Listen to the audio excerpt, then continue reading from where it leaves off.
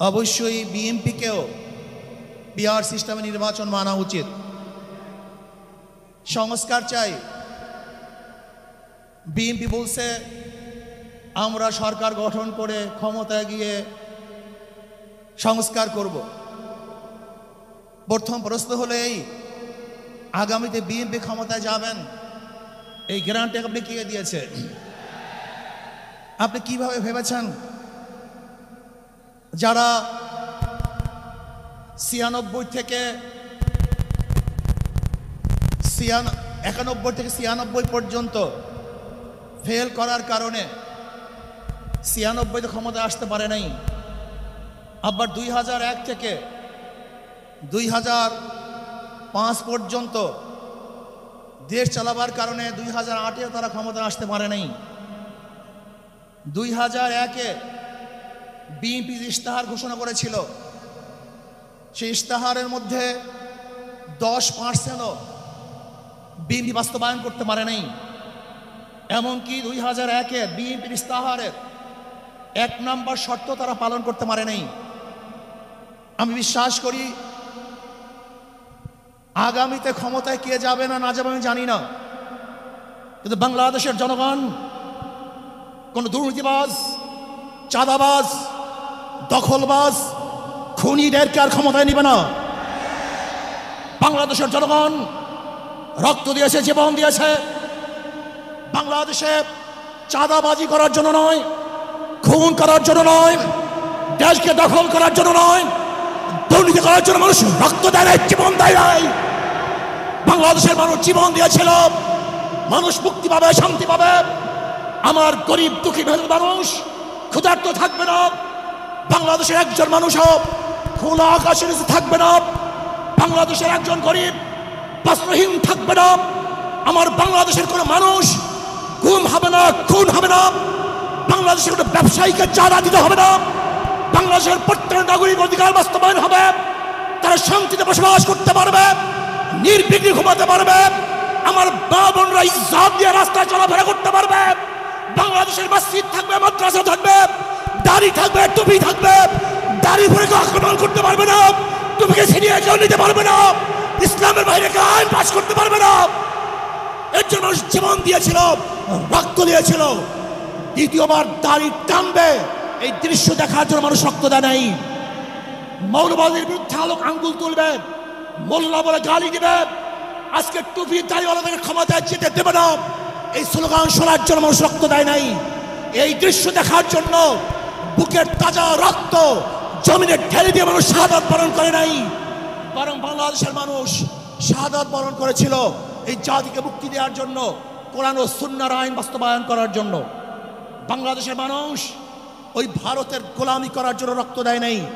বাংলাদেশের মানুষ ভারত আমাদের দেশে কর্তৃত্ব নেতৃত্ব করবে, আমেরিকা আমাদের দেশে কর্তৃত্ব নেতৃত্ব করবে, এর জন্য বাংলাদেশের মানুষ জীবন দেয় না, রক্ত দেয় নাই।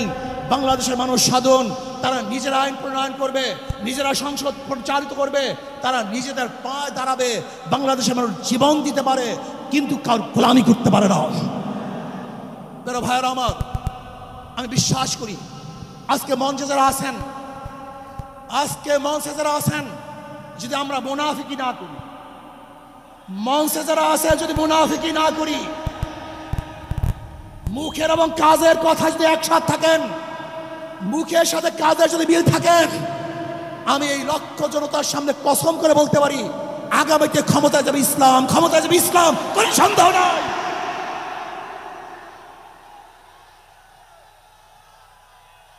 কিন্তু খবরদার যদি মুনাফিকি করি তাহলে এদেশের মানুষ সচেতন হয়েছে, এদেশের মানুষ সব জ্ঞানী হয়ে গেছে।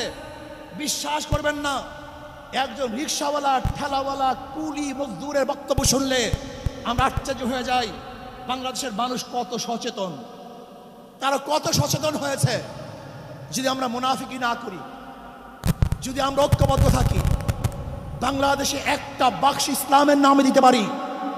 যেরকম আমেরিকা এবং ওই জারস ইসরায়েল ইরানের আক্রমণকারী ভেবেছিল মুহূর্তের মধ্যে নিচ্ছিন্ন করে দিবে, কিন্তু আক্রমণ করার পর দেখেছে ইরানের গুহার থেকে কোথার থেকে বোম মিসাইল চলে আসছে।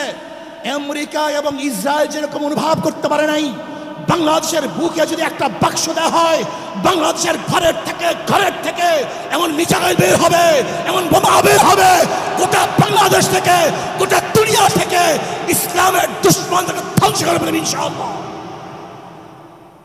ঐক্য হন, মুনাফিকি করবেন না, একসাথ হন, ঐক্যবদ্ধ হন। এইটা আমার মেসেজ থাকবে।